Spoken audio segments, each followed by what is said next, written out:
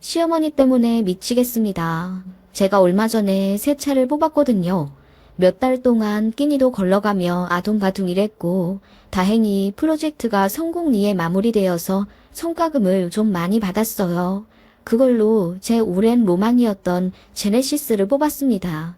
그전엔 15년 된 중고차 끌고 다니고 있었고 잔고장이 많아 중고로 다시 판다 해도 100만 원 좀 넘을까 말까 하는 그야말로 똥차 끌고 다니고 있었어요.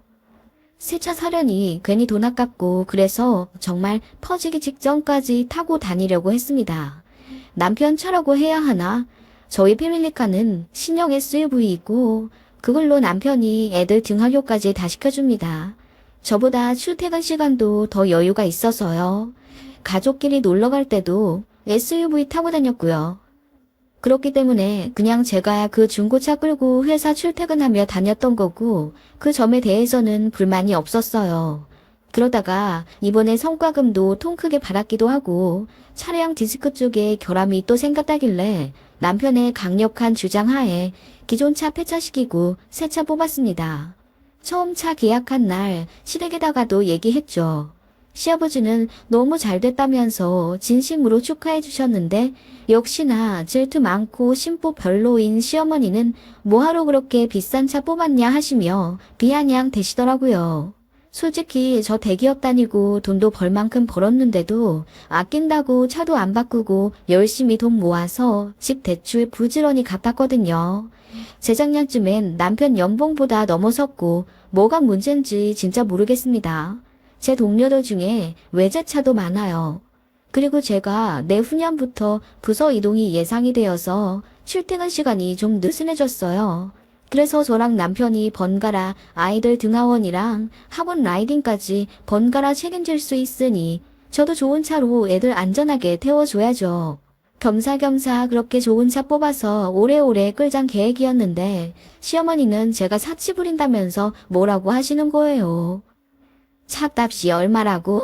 차 한 대에 6천, 아니 거의 7천이나 해. 그렇게나 비싼 차를 꼭 끌어야겠냐? 어머님, 저번에 말씀드렸다시피 여보, 됐어. 뭐하러 또 설명을 드려. 엄마, 살만 하니까 사는 거야. 누가 들으면 우리가 외제차라도 끄는 줄 알겠어. 이 사람 능력도 좋고 그만한 차 예전부터 끌어도 됐었는데 돈 아낀다고 계속 그 똥차 끌고 다녔던 거야. 엄마는 맨날 뭐가 그렇게 불만이야? 남편이 저 대신 제 편을 들어주며 시어머니께 한 소리 하니까 그제야 아무 말 안 하시는 시어머니였어요. 그 전부터 그랬어요. 결혼 전에는 쿨한 시어머니인 척 하더니 막상 결혼 준비하면서 본색이 바뀌시더라고요. 신혼집 마련하는데 너무 휘청해서 양가 모두 예물 예단 안 하기로 분명히 말 끝냈었는데 결혼 한 달 앞두고 갑자기 제가 해오는 예물 예단이 꼭 받고 싶으니 야간 알바라도 해서 더 해오라고 하시더군요. 어이가 없어서 제가 울고불고 난리쳤더니 남편이 얼굴이 사색이 되어 중간에서 해결했던 적이 있습니다. 막상 아들 결혼시키려니 마음이 좀 아쉽다시며 결혼식장에서는 얼마나 퐁퐁 우시던지요. 카촉하는데 정말 나라라도 이런 듯이 엉엉 못 놓아 우셔서 사회자도 당황하고 하객분들 다 웅성웅성 거리기도 했어요. 진짜 레전드였죠. 그때 제 친구들이랑 회사 동료들이 저한테 진지하게 너 시집살이 심하게 당할 것 같은데 어떡하냐며 걱정해주기도 했어요. 저도 황당하긴 했는데 다행히 남편은 늘 제 편이라 시댁 때문에 싸우는 일은 거의 없었습니다. 게다가 시아버지도 좋으신 분이었거든요. 제가 부담스러워 할까봐 전화도 잘 안 하시지만 어디 여행 가시면 제 생각 난다며 그곳 특산물을 꼭 제 이름으로 보내주시는 아버님이었습니다. 그리고 가족들이랑 나눠 먹지 말고 저 혼자 챙겨 먹고 건강하라며 1년에 한두 번씩 영양제며 몸에 좋은 알로에 주스나 노병 같은 걸 회사로 보내주시곤 했습니다. 그런 시아버지와 남편 덕분에 큰 잡음 없던 결혼 생활이었는지도 몰라요. 결혼 생활 10년 동안 시어머니는 후시탄탐 저에게 시비를 걸지 못해 안달이셨어요. 제가 일하느라 바빠서 전화 못 받으면 오기로 더 전화를 하며 부재중 30통까지 찍으신 적도 있고 저더러 일하는 걸로 유세 떠냐며 저처럼 일하느라 며느리 노릇 못하는 사람보다는 돈 한 푼 안 벌더라도 착하고 순한 며느리가 더 좋다고 대놓고 말씀하신 적도 있어요. 제가 애교가 별로 없긴 하지만 그래도 예의는 잘 차리는 편이고 시어머니가 저에게 막말을 많이 하시긴 해도 나중에 제가 더 떳떳하기 위해서라도 제 몫의 노릇은 잘 하려고 노력했습니다. 워킹맘이라 가끔은 토 나오게 바쁘고 힘들었지만 그래도 꼬박꼬박 시댁 가서 큰며느리 노릇 잘 해왔다고 자부합니다. 시어머니가 저더러 살이 쪄서 코끼리 같네. 저보다 나이 많은 작은 동서보다 제 나이가 10살은 더 많아 보인다는 둥.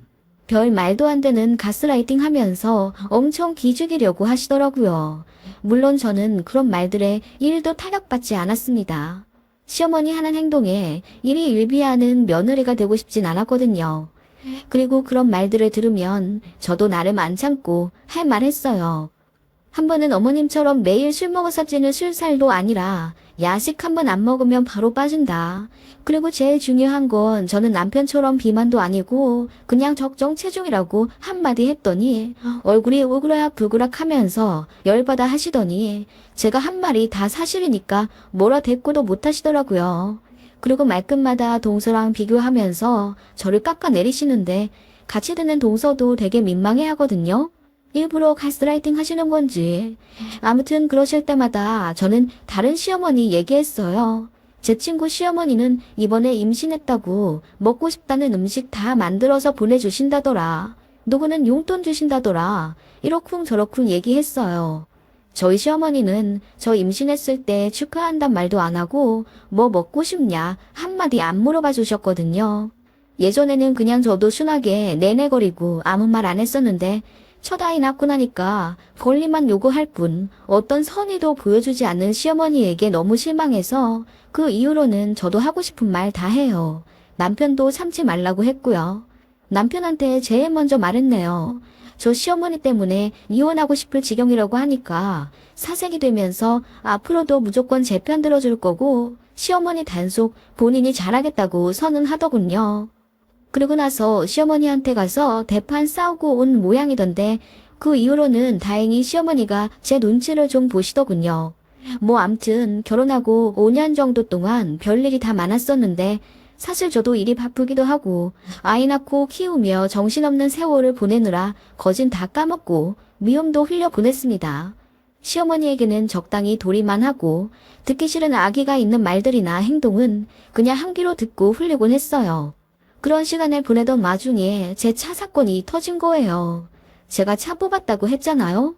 새 차가 출고되기까지 자꾸 미뤄져서 총 3개월 정도 걸렸는데 시어머니가 맨날 저더러 언제 차가 출고되냐고 물으시더라고요. 처음엔 뭐 축하라도 해주려고 물으시는 건가 했는데 너무 집요하게 출고일을 계속 물으시더라고요. 이상하다 싶을 때 알아차려야 했는지도요. 그렇게 새 차가 정식 출고된 날 들러가 저희 아파트 주차장까지 차를 드랍해주고 갔어요. 애들이랑 남편이랑 너무 좋아하며 새 차 앞에서 사진도 찍고 남편이 고사는 안 지내더라도 구색은 잡자며 집에서 팩소주 하나 사가지고 나와서 찔끔찔끔 뿌렸네요. 그렇게 즐겁게 웃으면서 새 차 신고식을 하고 제가 너무 기쁜 나머지 카톡 프로필 사진을 저희 가족이 새 차 앞에서 찍은 셀카로 바꿨습니다. 그런데 바꾸고 얼마 지나지 않아 시어머니가 전화를 하시더니 새 차 왔냐고 듣달같이 물으시더군요. 그러더니 새 차 끌고 시댁 언제 놀러 올 거냐면서 보고 싶다고 막 난리를 치시더라고요. 제가 이번 달은 스케줄 꽉 차 있어서 너무 바쁘고 다음 달쯤 아주버님 생신 맞춰서 시댁 가겠다고 했더니 새 차도 생겼는데 어떻게 시댁에 인사 한 번 안 하러 오냐면서 노발대발 화내시더라고요. 솔직히 말해서 시댁에서 돈 한 푼 안 보태준 차인데 누가 보면 시댁에서 사주시기라도 한 줄 알겠어요. 새 차를 사면 당연히 시댁에 인사를 가야 하나요? 저는 이해가 잘 안 가더라고요. 뭐 인사를 가면 가는 건데 중요한 일정까지 빼면서 인사를 드리러 가야 하는 건지. 아무튼 그래서 제가 당분간 시간이 없는데 어떻게 시댁에 가냐고 물었더니 싹퉁바가지가 없다면서 또 전화로 엄청 뭐라 하시는 거예요. 남편이 그 전에 시어머니한테 난리 한번 친 이후로 막말이 좀 잠잠하더니 몇 년 만에 또 들어보는 싹퉁머리 단어였어요. 제가 그렇게 싹퉁머리 없는 며느리였으면 애저녁에 도리 안 하고 연 끊었습니다.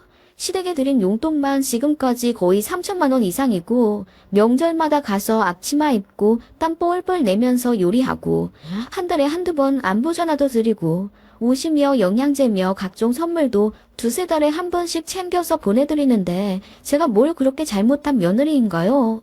암튼 저도 화가 나서 시간이 나면 가겠다며 언성을 좀 높였더니 시어머니가 빽 소리를 지르며 저희 집에 오시겠다 하시더라고요. 참고로 시댁은 차로 1시간 거리입니다. 저희는 경기 북부고 시댁은 서울 인접한 신도시예요. 시어머니는 운전을 하실 줄 아십니다. 그렇게 전화 끊자마자 정확히 55분 만에 저희 아파트 입구 차량벨이 울리더군요. 인터폰 보니 시어머니가 씩씩대면서 문 열으라고 카메라 향해 손가락질 하면서 소리치는 게 보였습니다. 너무 황당했어요. 그때는 남편이 아이들 데리고 마트 갔다가 블록 앞에 간 날이라서 집에 저밖에 없었거든요. 그렇게 집에 오시자마자 대뜸 외투를 벗어 저에게 던지다시피 하시더니 소리를 막 지르시더라고요. 네가 그렇게 잘났냐? 그렇게 잘났어. 어머님, 진짜 왜 이러세요?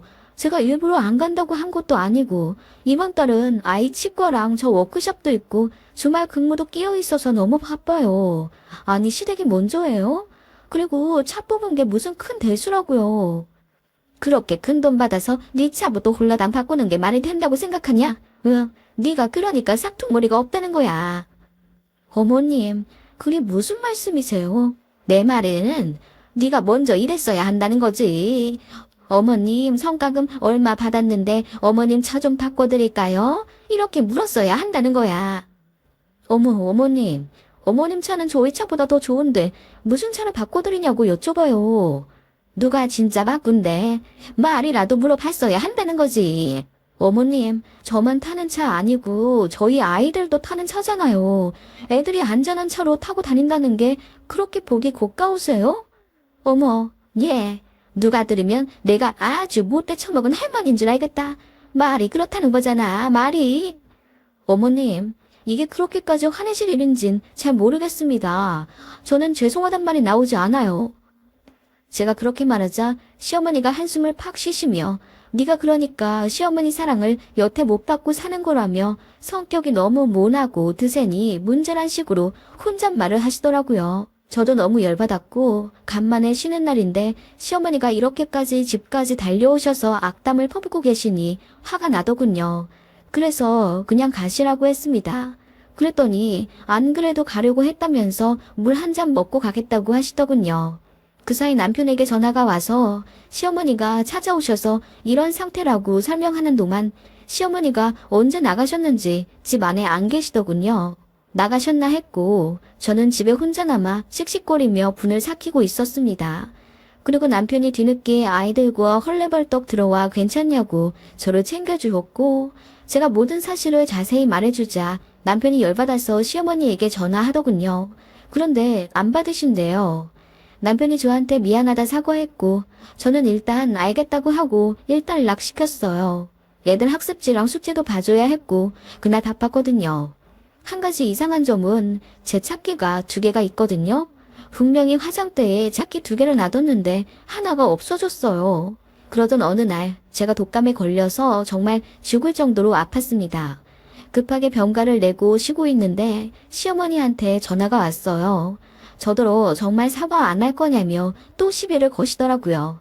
제가 아파서 회사도 못 갔다고 지금은 어머님이랑 이렇게 전화할 힘도 없다고 했더니 멋쩍게 그러냐 하시더니 전화를 끊더라고요. 그땐 저도 풀류약에 취해서 비몽사몽했고 그날 이후로 이틀을 꼬박 더 앓은 후에야 겨우 나았습니다. 그렇게 독감 걸린 지 3일 지났을 때 저녁에 남편이 애들 데리고 들어오는 소리에 겨우 깰 정도로 하루 종일 잤습니다. 남편이 저에게 묻더라고요. 그러고 보니 당신 차 어디다 댔어? 지하 3층에 댔어? 아니, 우리 늘 대는 자리 있잖아. 지하 2층 기둥 옆. 거기 당신 차 없던데. 무슨 소리야. 3일 전에 퇴근하면서 거기 댄 거 자기도 봤잖아. 아니야, 없어. 쭉 없었어. 안 그래도 물을까 했는데 나도 정신이 없었지. 지하주차장 공사하는 것 때문에 관리사무소에서 전화가 와서 차를 옮겼나 했고. 차가 없어졌다는 거야. 당신 어서 내 차 좀 찾아봐. 그렇게 남편이 미친 듯이 뛰어내려가 아파트 주차장 전체를 뒤졌습니다. 근데 제 차는 보이지 않았어요. 저는 심지어 무슨 생각까지 했냐면 독감 약이 독하잖아요. 제가 약에 취해 잠결에 차를 운전했나 그 생각까지 들더라고요. 실제로 그런 기사도 있었고요. 이거 큰일 났다. 도난 아니면 분실이다 싶어서 그제서야 경찰에 신고를 했습니다. 그런데 충격적인 사실이 밝혀집니다. 경찰로부터 연락이 오기 전에 보험사에서 먼저 연락이 왔네요. 시어머니가 제 차를 끌고 운전하다가 사고를 냈다네요. 무려 강원도에서요. 사건의 전말은 이러했어요. 시어머니가 저에게 전화한 날 제가 출근 못했다는 사실을 알고 저희 아파트까지 오셨대요. 처음엔 저 병간호 하러 오신 거라고 하던데 말도 안 되죠. 평소에 제가 아프든 말든 심지어 제가 첫 아이 유산했을 때도 전화 한 통 없었던 분이세요. 그런 분이 제 병간호를 하러 오신다고요? 말도 안 되죠.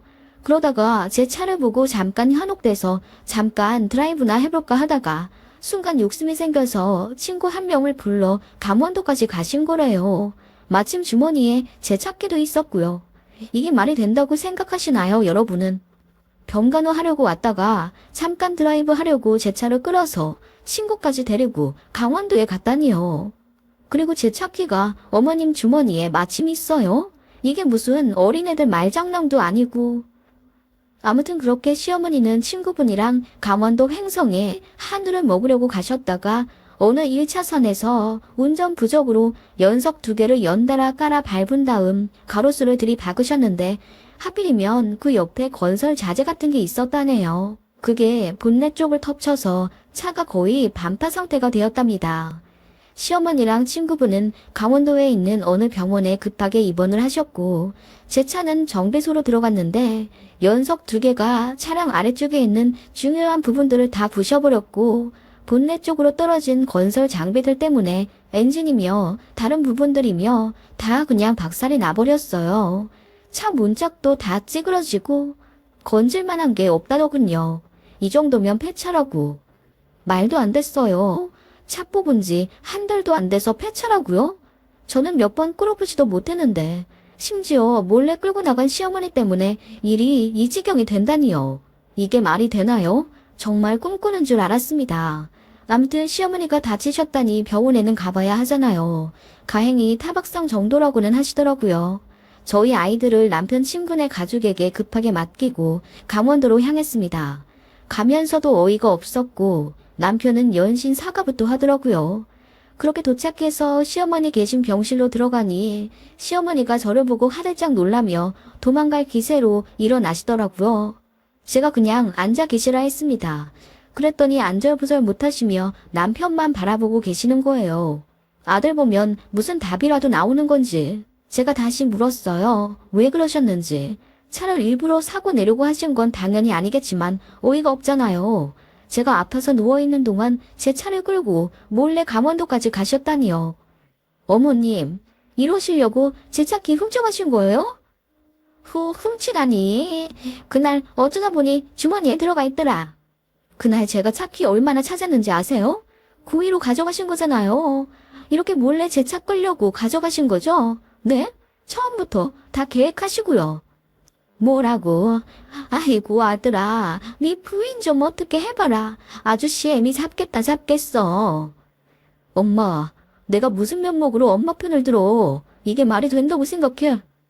시어머님은 그렇게 안절부절 못하시다가 정말 코너에 몰린 쥐마냥 적반하장으로 더 화를 내셨어요. 그날 휴지 뜯다가 어떻게 보니 네 차기까지 내 주머니에 들어와 있더라. 몰랐어. 그리고 너 아프다길래 진짜로 병간호 해주려고 온 거거든? 차키도 돌려주려고. 니네 집 들어가기 전에 차가 어떤지 잠깐 몰아만 보려고 한 거야. 나도 그 차로 바꾸려고 했으니까. 그냥 승차감만 어떤지 보려고. 그래서 강원도까지 오셨고요? 아니 그건 그냥 어쩌다 보니. 그래, 새 차 타니 기분 좋더라. 그래서 친구 불러서 잠깐 드라이브 좀 하려고 했다. 그게 뭐 그리 잘못됐다냐?